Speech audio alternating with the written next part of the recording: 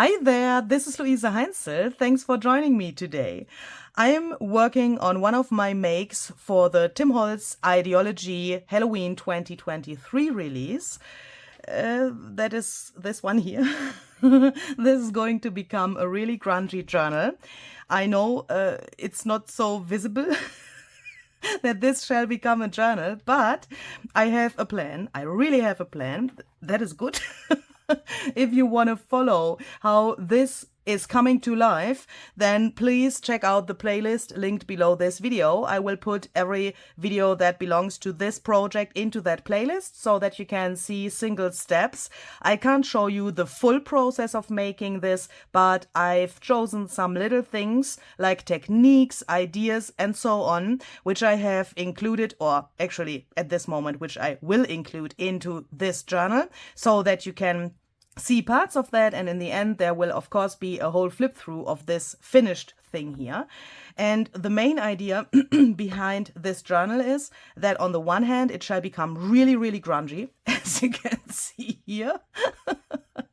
And the other thing is I want to create something like a museum in a journal, and for that I have chosen these photos here. These are the photomatic. These are not from the Halloween 2023 release. They are a little bit older, but I will include them as like my main focal points and then build a whole scenery with the new release around them. And the idea behind that is to take these photos and tear them and then puzzle them back together. I want to have photos like artworks in a gallery, like in a museum, which are really interesting on the one hand, and in my mind there's like a funny version of Halloween. I live in Austria, and in Austria here it's not like in America, I would say, with Halloween.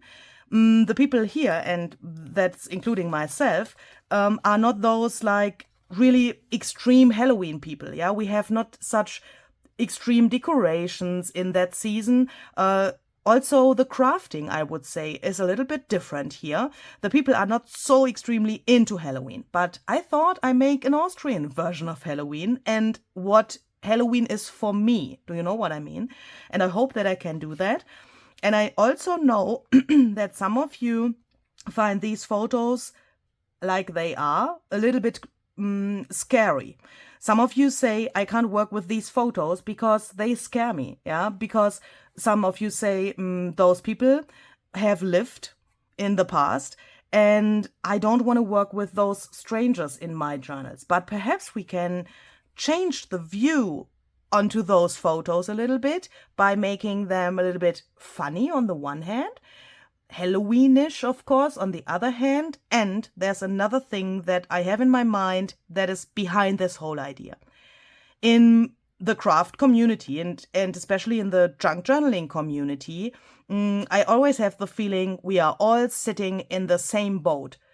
The people who are creative, who make art, no matter if it's paper crafting or other art, are all one community, and that is so awesome. They are all so helpful and thoughtful. They are helping each other, supporting each other, and that is really, really outstanding to me. And I thought, when I take these photos, tear them and assemble them back together to make new people, it's like we are all in the same community, we are all the same, and we are like completing each other.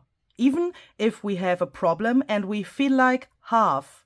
Do you know those situations? You sit on your, at your craft desk and you think, oh, I don't feel like a full person today. Something is missing, an idea, an emotion, a feeling for a project, or simply inspiration is missing. Do you know this feeling, like being a half human being? But if you have crafty friends and if you are in this community, you can solve this problem really easily because you have people who support you, who are there for you, and who can lift you up and make you feel like a full person. And sometimes it can happen that you feel like a mixture out of different people. I mean, you are perhaps inspired by this person on the one day, on another, you are inspired by this person on one day and by another person on another day, and perhaps you create a project, and in the end you can see there's a part of yourself, what you have included into the project, but here's the inspiration from that person, there's the inspiration from the other person, and so everything comes together like a puzzle, and perhaps your project also looks like it was made by different people. Do you know what I mean? And in the end, everything is like one. The people on these photos are really different, aren't they? You can see there are not only men and women, but there are also like a little bit funny people. This woman here, for example, I find her really, really funny with this little pink bow in her hair. There are people who have a black skin, people who have white skin, so different. But in the end, we are all the same, and we belong together, and we are all the same. And that is the main point emotionally, if you look at it emotionally, which I have behind this journal. I've already chosen 2 pictures that I want to tear and reassemble today. So that is on the one hand this woman here. Ooh. Tim, if you are watching, I hope this is not a pet peeve. Where's my paper trimmer?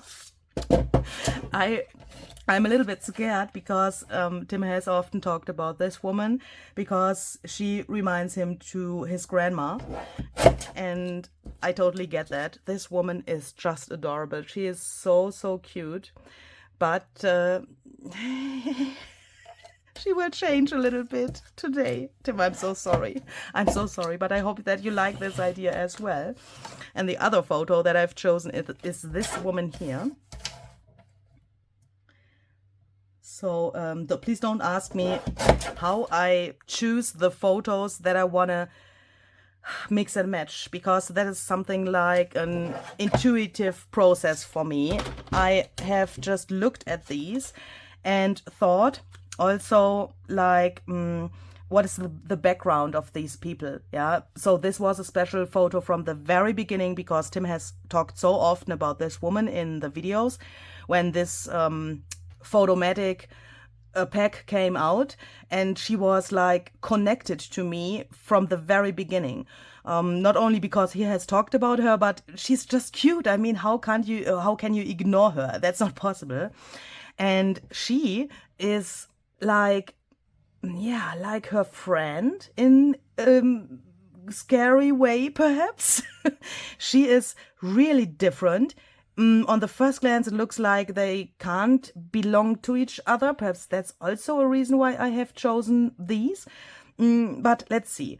It's an emotional thing, how to choose these. And I can only encourage you to sit down, take your time, look at those photos and think about a story. What could these people have gone through? Yeah, and how could they be connected? And then you will find exactly those photos that you want to put together. And of course, there are more possibilities. Yeah, this is only one possibility how you could do that. There are thousands of combinations which you could choose for this. And what you also could do is you could also take several photos at the same time and tear them.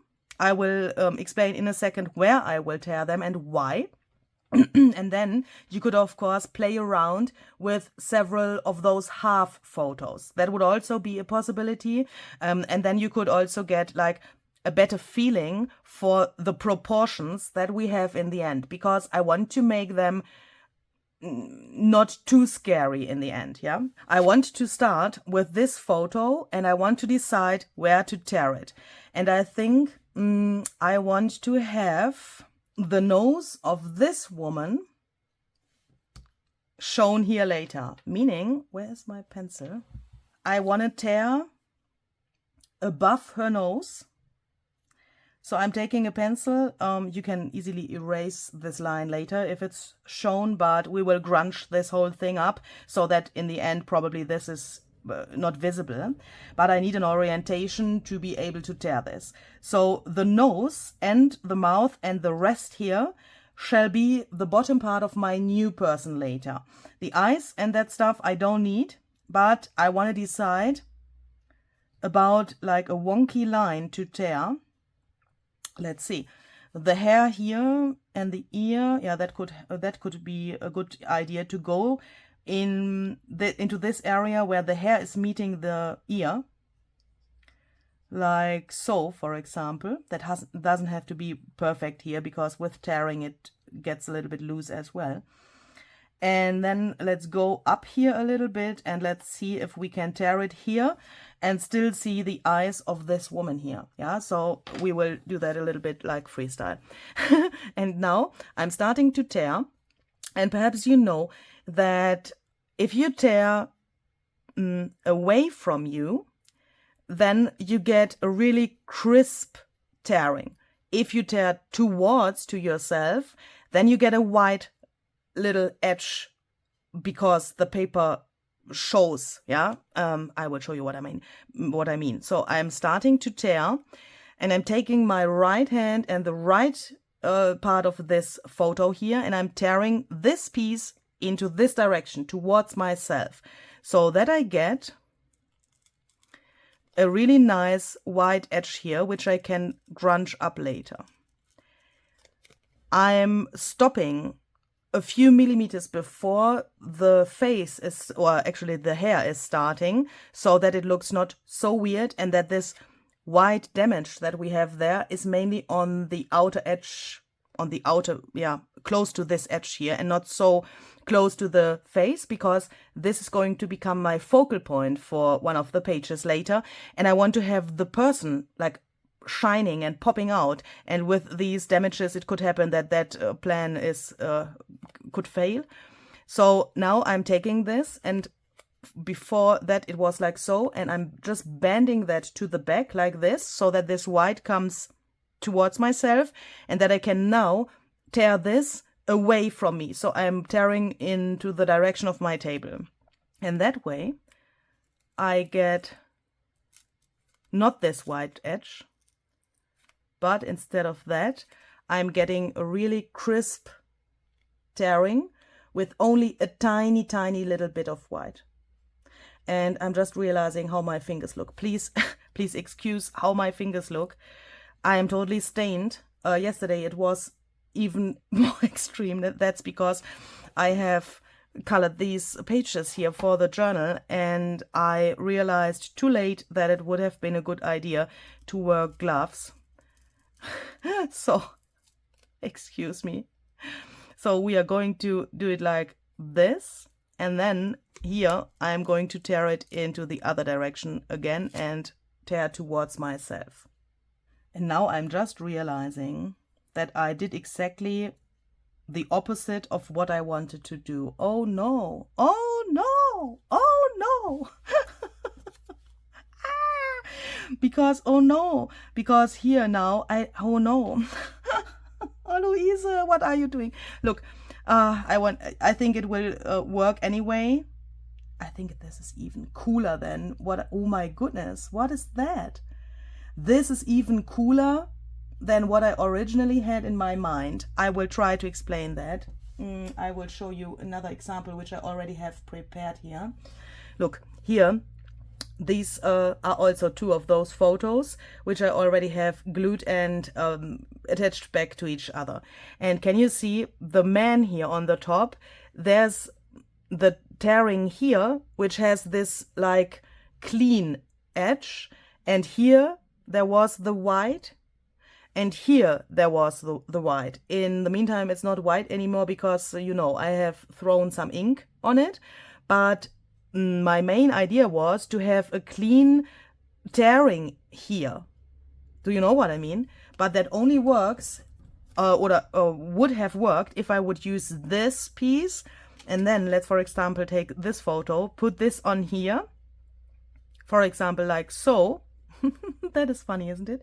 And then this tearing that goes through the face is clean here, and there's not this white. But if I, and that was my mistake here, I have actually done it exactly the wrong way around. But when I look at this now, I'm totally in love how this looks. I mean, look, it's amazing with this. And perhaps we can also leave it white. Why not? Why not? Oh, that's great. That is totally great. Okay, so let's try something. I'm lining this up here, and for that perhaps I should explain my thoughts so that you can have an easier job if you want to do this. Look here, for example, the hair here of the photo on the bottom, this goes in one line with the hair of Tim's grandma. Here, can you see that? This is one line. It looks like it is one. Also, the face itself here, this line here, where the face begins, is one. Can you see that? Even if the tear is there, but it's like completing each other. Here on the other side, it's also here, it goes into each other really, really nicely. The only thing that's a little bit weird here is the hair.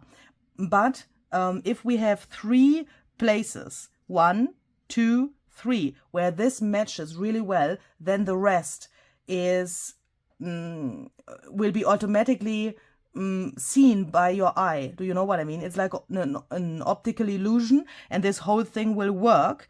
If you would put it, for example, like this would look really, really weird because the nose gets really long. The proportions of the face don't work for me anymore. Another option would be to perhaps put it like so, but even that looks weird to me because the eye of Tim's grandma is really like covered up, and the ears, she has now 2 ears here on the right. That looks totally weird. And what you also can do is to avoid a weird look of this, you can look where the shadows are. Here on the top photo, the shadow goes like here next to the eye, and then it goes into this shadow here. And if this follows like a natural line or something, like if it looks like a natural shadow, that works so well. And here you can see that perhaps even better. Here on the right side, you can see that the I don't know how this piece of the face is called, but can you see that this from the woman goes into nowhere here? It goes up here, and there is nothing on the photo of the man, but the shadow in the face makes this work. Because the shadow here is one line, and it looks like this is the shadow of the whole face. Hope that makes sense. Okay, so now, when we have found the exactly right position, do you think about that? I think that's good. The only thing is the eye is relatively close to this tearing here, but perhaps we can just tear a little bit off, or we can later on even take our fingernail tool or scissors or something and bend this up so that the eye is more visible. That's no problem. When I have that, I take my pencil again and I will just follow the line which I have torn, just like this, because I don't want to waste the bottom part of the photo. Yeah, I don't want to waste that. So I'm going to take my scissors, and now I'm going to cut here a little bit away from the line to be able to save the mouth and the rest here. And since this is too short here, I think we can just cut in here like so that the other thing is covered up, and then we can save this and use that for another collage in this style. And then let's first bend this up a little bit to make sure that it's not too extremely where the eye of the other woman is, like so. Could also take our scissors like this, and then I'm going to put some glue here onto this area which will overlap, so that is below my pencil line there, and a little bit here to make sure that everything holds together really well. I'm realizing my glue is clogged. Holy moly. Like this. And then we can take this part and glue that on there, and of course this line that we've made before can really help to find the right position again. Okay, so this is nearly completely dry. And now, of course, we can decide if we want to leave this in this weird shape, which has these overlapping things here, or if we want to cut that into a rectangle. And then, to be honest, for me, really hard to decide. What do I want to do here? The first thing is, and that is something that I haven't had in mind before, this, I don't like this anymore. This is really weird. So I'm trying to get this off this edge and tear this a little bit. Perhaps we can also take our scissors, because it's glued down now here, of course, but we can still, I guess, do it like this. Make this a little bit more interesting. And I want to get rid of this strange frame, which is, I mean, the frame itself isn't strange, but it's the same like this. And that looks a little bit weird. Perhaps we can do it like this and also go over this here.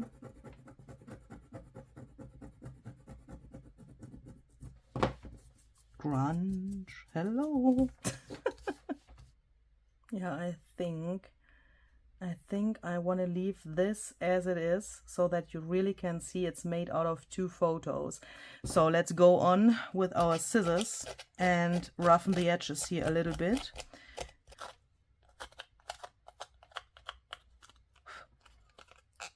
We can also like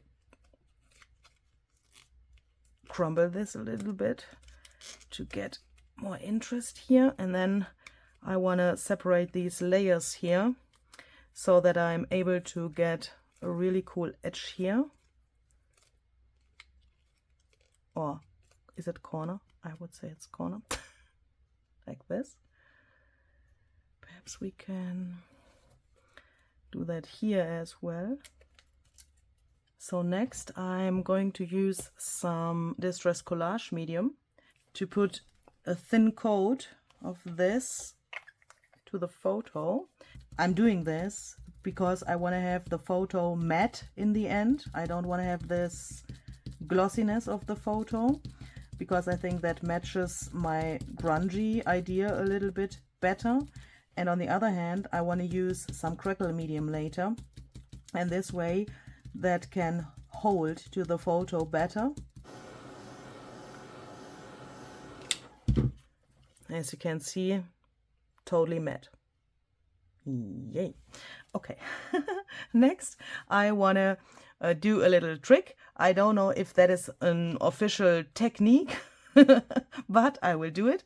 I'm going to use some Distress Collage medium crazing. Alternatively, you could also use some crackle paste or crackle paint for this technique. Then I'm going to use a spatula and I'm going to apply this here to my photo.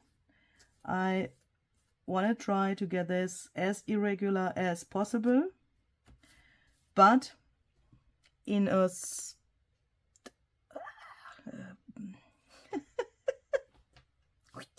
what is this word? Spatuled? Is that a word? If I would take a paintbrush, I would see the brush strokes. If I make, like, you know, this motion, I see a more like solid area of the medium. Don't know if that makes sense, but please apply this like you want and like you are comfortable with, and you know, in a way you like it. In my next step, I want to use some Distress Oxide ink refiller. And perhaps you might wonder, what is she doing? She has no knowledge about the Ranger mediums.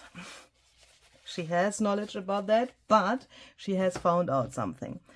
If you take this, or also a crackle paste or crackle paint, and you let this dry nearly completely. Yeah, so I will leave this here until I can see the crackles are starting.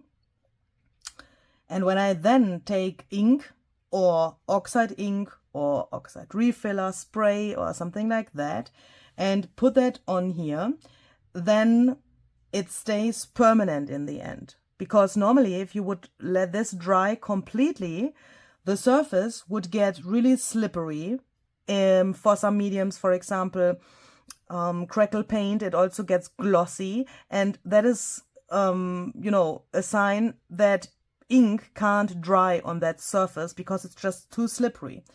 But if you wait until the crackles are starting here and then add the medium, something is happening. I can't explain that exactly. And both of the mediums get one. And when it's dry, it's like permanent. Yeah. But, you perhaps think, yeah, you can, of course, tint those mediums. You could take the crazing medium or also the crackle paste or crackle paint and tint that before you put it here. But that's a totally different thing. Yeah, if you would take the medium and mix it with ink or paint or whatever and put it here, then you would have a solid area in the same color, which is also not like this translucent anymore. If you, for example, use paint, then that would get really opaque, I would say. And it's like not so, it has not such a variation like this will get in the end. So we are going to let this nearly dry completely, and then we will add some re-inker colors. And I have chosen these: Ground Espresso, Walnut Stain, and Lost Shadow Oxide Ink re-inker. And I will use those when this has crackled a little bit, and then you will see how gorgeous this will end up. So this is nearly completely dry. And now I'm going to take my refillers and a little bit of water. And when I say a little bit, I really mean only a little bit, just to make sure that some of those areas, especially there where those damages are a little bit wet, so that the ink from the re-inker can spread around better. And then I'm going to take this and let it go where it wants to go. I'm using Ground Espresso mainly on the outer edges, so that we get a dark area there. I'm also applying that here in between of those paper layers, and this is not enough water yet, so let's just spritz some water here and put that on with our finger tool.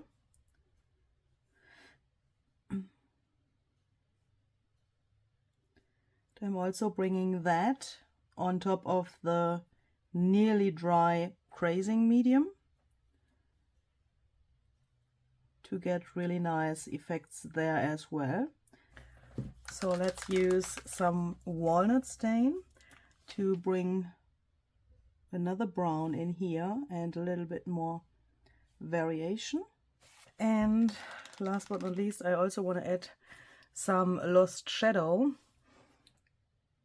because I want to have this variation with the gray here and there. And this here looks still relatively white. So I think I'm going to take a little bit of water, apply that here with a paintbrush, let it soak into the paper a little bit, and then I'm going to add a tiny little bit of Lost Shadow there to the edge, so that it gets a little bit grayish there as well. And I've just decided that I also want to add some Distress Crackle paint, translucent, because I think that it would look good if we had some variations. I mean, in the beginning I said I want to have the photo matte, yeah, but I think I've changed my mind.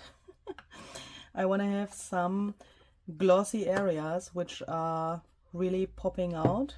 not too much, but just a little bit. So I'm applying a little bit of this paint here and there. Also going over those areas where the ink is. And then I'm going to let this air dry again. It's the next day and she has dried completely, and I'm so in love with this. Especially the different layers of crazing medium and crackle paint are really interesting in my eyes, even if this is now glossy in some areas, but I think that makes it really more Halloweenish and a little bit spooky. And of course, the grunge is more extreme with more of those layers, I would say. This is only my beginning stage of this whole project. And as you can see, I have made some more of these photos. This one is what I've made in the German video. So if you want to check that out as well, you can do that. So the video is also already online. You know, always in the beginning of the English video, there's the link to the German video. So perhaps you want to see how this came to life. And all of these I made out of camera because, of course, for my journal, I need more than those two. Okay, so if you want to see how these will go into my journal, then please stay tuned. Check out the playlist, which is linked below this video. There you can find all the videos that I've already uploaded. And you can check that playlist to stay updated on this project. So I hope you like this. Have a very great and creative day and see you the next time. Bye bye.